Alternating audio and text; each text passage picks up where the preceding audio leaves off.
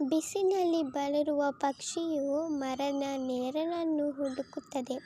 ಹಾಗೆಯೇ ಜೀವನದಲ್ಲಿ ಕಷ್ಟಗಳಿಂದ ಬೆಂದು ಬಳಲಿದಾಗ ಮನುಷ್ಯನು ಕೂಡ ಅಂತಿಮವಾಗಿ ಭಗವಂತನ ಆಸರೆಯ ನೆರಳನ್ನು ಹುಡುಕಿಕೊಂಡು ಬರಲೇಬೇಕು. ಧರ್ಮವನ್ನು ಯಾರು ರಕ್ಷಣೆ ಮಾಡುತ್ತಾರೋ ಸ್ವತಃ ಅವರನ್ನು ಧರ್ಮವೇ ರಕ್ಷಣೆ ಮಾಡುತ್ತದೆ. ಧರ್ಮವು ಸ್ವಯಂ ಭಗವಂತನೇ ಆಗಿದೆ. ಭಾಗ್ಯ ಎನ್ನುವುದು ಮನುಷ್ಯನ ನಿರ್ಧಾರಗಳ ಪರಿಣಾಮವಾಗಿದೆ. ಒಂದೇ ಒಂದು ಉತ್ತಮವಾದ ನಿರ್ಧಾರ ಮನುಷ್ಯನ ಭವಿಷ್ಯವನ್ನೇ ಬದಲಿಸಬಲ್ಲದು. ಬಡವನಾದರೂ ಶ್ರೀಮಂತನಾದರೂ ಅವರವರ ಅವಧಿ ಮುಗಿದ ಮೇಲೆ ಭಗವಂತನ ಆಟ ನೈಜವಾಗಿ ಪ್ರಾರಂಭವಾಗಲೇಬೇಕು. ಅವರ ಕರ್ಮಗಳ ಆಧಾರದ ಮೇಲೆ ಅವರ ಫಲಗಳು ನಿರ್ಧಾರವಾಗುತ್ತದೆ. ಯದಾ ಯದಾ ಹೀಗೆ ಧರ್ಮಸ್ಯ ಗ್ಲಾನಿರ್ಭವತಿ ಭಾರತ ಅಭ್ಯುತ್ಥಾನಸ್ಯ ಧರ್ಮಸ್ಯ ತದಾತ್ಮಾನಂ ಸೃಜಾಮ್ಯಹಂ ಪರಿತ್ರಾಣಾಯ ಸಾಧೂನಾಂ ವಿನಾಶಾಯ ದುಷ್ಕೃತಾಂ ಧರ್ಮ ಸಂಸ್ಥಾಪನಾರ್ಥಾಯ ಸಂಭವಾಮಿ ಯುಗೆ ಯುಗೆ. ಯಾವಾಗ ಧರ್ಮದ ಅವನತಿಯಾಗುವುದೋ ಅಧರ್ಮದ ಉನ್ನತಿಯಾಗುವುದೋ ಆಗ ನಾನು ಅವತರಿಸುತ್ತೇನೆ. ಸಾಧುಗಳ ರಕ್ಷಣೆಗಾಗಿ, ದುಷ್ಟರ ವಿನಾಶಕ್ಕಾಗಿ ಮತ್ತು ಧರ್ಮದ ಸಂಸ್ಥಾಪನೆಗಾಗಿ ಪ್ರತಿ ಯುಗದಲ್ಲೂ ಅವತರಿಸುತ್ತೇನೆ. ಒಂದು ಕಲ್ಲು ಮೂರ್ತಿ ಆಗಬೇಕಾದರೆ ಶಿಲ್ಪಿಯ ಅವಕಾಶ ಇದೆ. ಅದೇ ರೀತಿ ಒಂದು ಮಗು ಪರಿಪೂರ್ಣ ವ್ಯಕ್ತಿ ಆಗಬೇಕಾದರೆ ತಂದೆಯ ಅವಶ್ಯಕತೆ ಇದೆ. ಹಾಗೆಯೇ ಭಗವಂತನು ಕೂಡ ಪ್ರತಿಯೊಬ್ಬ ಮನುಷ್ಯನ ಉದ್ಧಾರಕ್ಕಾಗಿ ತಂದೆ ತಾಯಿಯಂತೆ ಸಲಹುತ್ತಾನೆ. ಕಷ್ಟ, ನೋವು, ಪರೀಕ್ಷೆಗಳನ್ನು ಕೊಟ್ಟು ಪವಿತ್ರಗೊಳಿಸುತ್ತಾನೆ. ನಂತರ ದಿವ್ಯವಾದ ಜೀವನವನ್ನು ನೀಡುತ್ತಾನೆ. ಹಾಗಾಗಿ ಯಾವುದೇ ಜೀವನದ ಸಮಸ್ಯೆಗಳಿಗೆ ಹೆದರುವ ಭಯಪಡುವ ಅವಶ್ಯಕತೆ ಇಲ್ಲ. ಬಂದಿರುವ ಕಷ್ಟಗಳು ತಾನಾಗಿಯೇ ಪರಿಹಾರವಾಗುತ್ತದೆ. ಇಲ್ಲಿ ಯಾವುದೂ ಶಾಶ್ವತವಾಗಿ ಇರುವುದಿಲ್ಲ. ಎಲ್ಲವೂ ತಾತ್ಕಾಲಿಕ. ಜನರು ಬದಲಾಗುತ್ತಾರೆ, ಪರಿಸ್ಥಿತಿಗಳು ಬದಲಾಗುತ್ತವೆ, ಸಂಬಂಧಗಳು ಬದಲಾಗುತ್ತವೆ. ನೀವು ಒಬ್ಬರನ್ನು ಮಾತ್ರ ನಂಬಬಹುದು, ಅದೇ ಕೃಷ್ಣ. ಮತ್ತು ಕೃಷ್ಣ ಮಾತ್ರ ನಿರಂತರ. ಕೃಷ್ಣನೊಬ್ಬನೇ ಶಾಶ್ವತ. ಮನುಷ್ಯನು ಮಾಡುವ ಕರ್ಮಗಳ ಫಲ ಯಾವಾಗಲೂ ಬೆನ್ನಿಗೆ ಕಾಣುವಂಥದ್ದೇ ಆಗಿದೆ. ಅದು ಒಳ್ಳೆಯದಾಗಲಿ ಅಥವಾ ಕೆಟ್ಟದ್ದೇ ಆಗಲಿ, ಅದರ ಫಲ ಮಾತ್ರ ಅದರ ಮಾಡಿದ ಕರ್ಮಗಳ ಆಧಾರದ ಮೇಲೆ ಇರುತ್ತದೆ. ಇದಕ್ಕೊಂದು ಉತ್ತಮ ನಿದರ್ಶನವಾಗಿ ಮಹಾಭಾರತದ ಒಂದು ಪುಟ್ಟ ಕಥೆಯಿದೆ ಕೇಳಿ. ಮಹಾಭಾರತದಲ್ಲಿ ಎಷ್ಟೋ ಯೋಧರು ನಿಸ್ವಾರ್ಥದಿಂದ ಲೋಕ ಕಲ್ಯಾಣಕ್ಕಾಗಿ ಒಳ್ಳೆಯದನ್ನು ಮಾಡಿ ಧರ್ಮದಿಂದ ವೀರ ಮರಣವನ್ನು ಹೊಂದಿರುತ್ತಾರೆ. ಅಂಥವರಲ್ಲಿ ಧರ್ಮದ ಒಳಿತಿಗಾಗಿ, ಹಸ್ತಿನಾಪುರದ ರಕ್ಷಣೆಗಾಗಿ ಆಜನ್ಮ ಬ್ರಹ್ಮಚಾರಿ, ಸೋಲಿಲ್ಲದ ಸರಹಾರ, ಇಚ್ಛಾಮರಳಿ, ಪರಾಕ್ರಮಿ, ಅಜೇಯನೆನಿಸಿಕೊಂಡ ಮೊದಲಿಗರು ಕುರುವಂಶದ ಪಿತಾಮಹ ಗಂಗಾಪುತ್ರ ಭೀಷ್ಮರು ಸಿಂಹಾಸನಕ್ಕಾಗಲಿ ಅಧಿಕಾರಕ್ಕಾಗಲಿ ಆಸೆ ಪಡದೆ ಕೊಟ್ಟ ಮಾತಿಗೆ ತಪ್ಪದಂತೆ ಕುರುವಂಶದ ಉನ್ನತಿಗಾಗಿ ಸರ್ವಸ್ವವನ್ನು ತ್ಯಾಗ ಮಾಡಿ ಹಸ್ತಿನಾಪುರದ ರಕ್ಷಣೆ ಮಾಡುವ ಪರ ತೊಟ್ಟು ಹೋರಾಡು ಕೊನೆಗೆ ರಥ ಸಿಕ್ತ ದೇಹದ ಬಾಣಗಳ ಹಾಸಿಗೆಯ ಮೇಲೆ 58 ದಿನಗಳ ಯಾತನೆ ನೋವುಗಳನ್ನು ಸಹಿಸಿಕೊಂಡು ಇಚ್ಛಾಮರಣವನ್ನು ಪಡೆದರು ಭೀಷ್ಮ ಪಿತಾಮಹರು. ಪಿತಾಮಹ ಭೀಷ್ಮರು ಮಾಡಿದ ಪಾಪ ಪುಣ್ಯಗಳನ್ನು ಲೆಕ್ಕ ಹಾಕಿದರೆ ಪಾಪಗಳ ಲೆಕ್ಕ ಹುಡುಕಿದರೆ ಒಂದೊಂದು ಸಿಗುವುದಿಲ್ಲ. ಪುಣ್ಯ ಹಾಗೂ ಧರ್ಮ ಮಾರ್ಗದಲ್ಲಿ ನಡೆದು ಎಲ್ಲರಿಗೂ ಒಳಿತನ್ನೇ ಬಯಸುತ್ತಿದ್ದರು.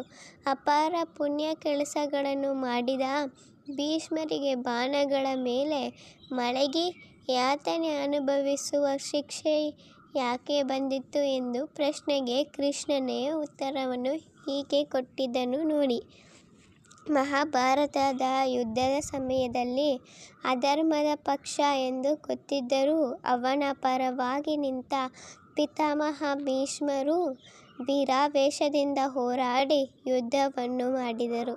ಕೊನೆಗೆ ಶಿಖಂಡಿ ಎದುರು ಬಂದಾಗ ಕತ್ತಿಯನ್ನು ಬಿಸಿಟ್ಟು ನಿಶಸ್ತ್ರರಾಗಿ ನಿಂತಾಗ ಅರ್ಜುನನು ಬಹಳ ದುಃಖದಿಂದ ಕರ್ತವ್ಯ ಪಾಲಿಸುವ ಸಲುವಾಗಿ ತನ್ನ ಬಾಲಗಳಿಂದ ಪಿತಾಮಹರನ್ನು ಹೊಡೆದು ಕೆಳಗೆ ಬೀಳಿಸಿದ.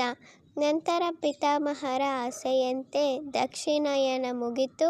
ಉತ್ತರಾಯಣ ಪುಣ್ಯಕಾಲ ಬಂದ ಮೇಲೆ ಪ್ರಾಣೋತ್ಕೃತಕರ್ಮ ಮಾಡುವ ಭೀಷ್ಮರಂಥ ಬಾಣಗಳ ಹಾಸಿಗೆಯ ಮೇಲೆ ಮಲಗಿದರು. ಉತ್ತರಾಯಣ ಬರಲು 58 ದಿನಗಳ ಕಾಲ ಬಾಣಗಳ ಹಾಸಿಗೆಯ ಮೇಲೆ ನೋವು ಹಾಗೂ ಯಾತನೆಯನ್ನು ಅನುಭವಿಸಿದರು. ಬಾಣಗಳ ಹಾಸಿಗೆಯ ಮೇಲೆ ಮಲಗಿದಾಗ ಪಿತಾಮಹರನ್ನು ಉಪಚರಿಸಲು ದೇಶದ ಮೂಲೆಯಿಂದ ವೈದ್ಯ ಪಂಡಿತರನ್ನು ಕರೆತರುತ್ತಿದ್ದರು. ಆದರೆ ಅವೆಲ್ಲವನ್ನೂ ನಿರಾಕರಿಸಿದರು.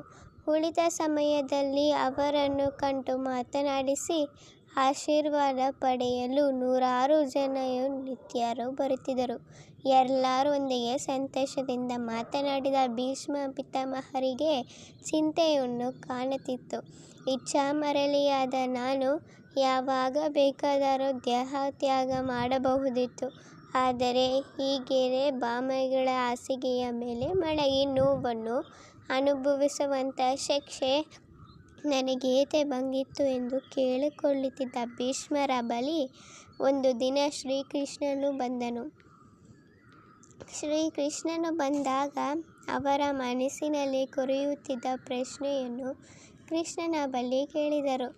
ಹೇ ವಾಸುದೇವ, ನನಗೆ ನೆನಪಿರುವಂತೆ ನನ್ನ ಹಿಂದಿನ 10 ಜನ್ಮಗಳನ್ನು ನೋಡಿದಾಗ ನಾನು ಆ 10 ಜನ್ಮದಲ್ಲೂ ಒಂದೇ ಒಂದು ಪಾಪ ಕಾರ್ಯವನ್ನೂ ಮಾಡಿಲ್ಲ.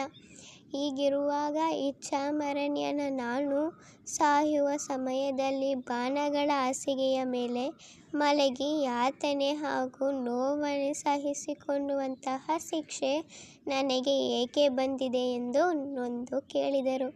ಇದಕ್ಕೆ ಮುಕುಂದತ ಕೃಷ್ಣನು ಹೇಳಿದನು, ಪಿತಾಮಹ, ನಿಮಗೆ ನೆನಪಿರುವಂತೆ 10 ಜನ್ಮಗಳಲ್ಲಿ ನೀವು ಒಂದೇ ಒಂದು ಪಾಪವನ್ನೂ ಮಾಡಿಲ್ಲ. ಆದರೆ ನಿಮಗೆ ಗೊತ್ತಿದೆ, 10 ಜನ್ಮ ಹಿಂದಿನ 11ನೇ ಜನ್ಮದಲ್ಲಿ ನೀವೊಬ್ಬ ರಾಜರಾಗಿದ್ದಿರಿ. ನೀವು ಶಿಕಾರಿ ಪ್ರಿಯರೂ ಆಗಿದ್ದಿರಿ. ನಿಮಗೆ ಹೆಚ್ಚಿನ ಸಮಯವನ್ನು ಕಾಡಿನಲ್ಲಿ ಬೇಟೆಯಾಡುವುದರಲ್ಲೇ ಕಳೆಯುತ್ತಿದ್ದಿರಿ. ಒಂದು ದಿನ ಬೇಟೆಯಾಡಲು ಹೋಗುತ್ತಿರುವಾಗ ನಿಮಗೆ ಅಡ್ಡವಾಗಿ ಒಂದು ಸರ್ಪ ಬರುತ್ತದೆ. ಹೀಗೆ ಸರ್ಪವನ್ನು ಯಾವ ಯೋಚನೆಯೂ ಮಾಡದೆ ಎತ್ತಿ ಅದನ್ನು ಒಂದು ಬದಿಗೆ ಬಿಸಾಡಿದಿರಿ. ಹಾಗೆ ಬಿಸಾಡಿದ ಸರ್ಪವು ಮುಳ್ಳುಗಳಿರುವ ಪೊದೆಗಳ ಮೇಲೆ ಬಿತ್ತು. ಆ ಮುಳ್ಳಿನಿಂದ ತಪ್ಪಿಸಿಕೊಳ್ಳಲು ಪ್ರಯತ್ನಿಸಿದಷ್ಟು ಪೊದೆಗಳಲ್ಲಿದ್ದ ಮುಳ್ಳುಗಳು ಚುಚ್ಚಿ ನೋವು ಮಾಡುತ್ತಿತ್ತು. ಈ ರೀತಿಯಾಗಿ ಅದಕ್ಕೆ ಮುಳ್ಳಿನಿಂದ ಚುಚ್ಚಿ ಯಾತನೆಯಾಗುತ್ತಿದ್ದಾಗ ಪರಮೇಶ್ವರನು ಪ್ರಾರ್ಥಿಸುತ್ತಾನೆ, ಹೇ ಪರಮೇಶ್ವರ, ನನ್ನ ನೋವಿಗೆ ಕಾರಣವಾದ ರಾಜನು ಸಹ ನನ್ನ ಹಾಗೆಯೇ ಮುಳ್ಳುಗಳಿಂದ ಚುಚ್ಚಿಕೊಂಡು ಯಾತನೆ ಅನುಭವಿಸದಂತೆ ಆಗಲಿ ಎಂದು ಬೇಡಿದನು. ಹೀಗೆ ಪರಮೇಶ್ವರನು ಪ್ರಾರ್ಥಿಸಿದಲ್ಲೇ ಯಾತನೆ ಅನುಭವಿಸುತ್ತಾ 18 ದಿನಗಳ ಕಾಲ ಕಳೆದ ಮೇಲೆ ಪ್ರಾಣ ಬಿಟ್ಟಿತು.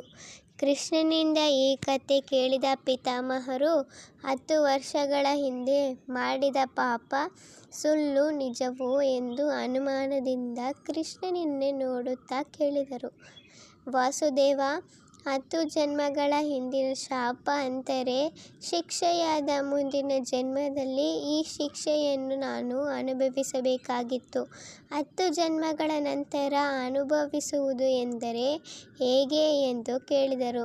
ಪಿತಾಮಹರು, ಮುಂದಿನ 10 ವರ್ಷದಲ್ಲಿ ಪಾಪದ ಕೂಡ ತುಂಬುವಂತಹ ಒಂದೇ ಒಂದು ಪಾಪದ ಕೆಲಸವನ್ನು ನೀವು ಮಾಡಲಿಲ್ಲ. ಹೀಗಾಗಿ ಪುಣ್ಯಜೀವಿಗಳೂ ಆಗಿದ್ದೀರಿ.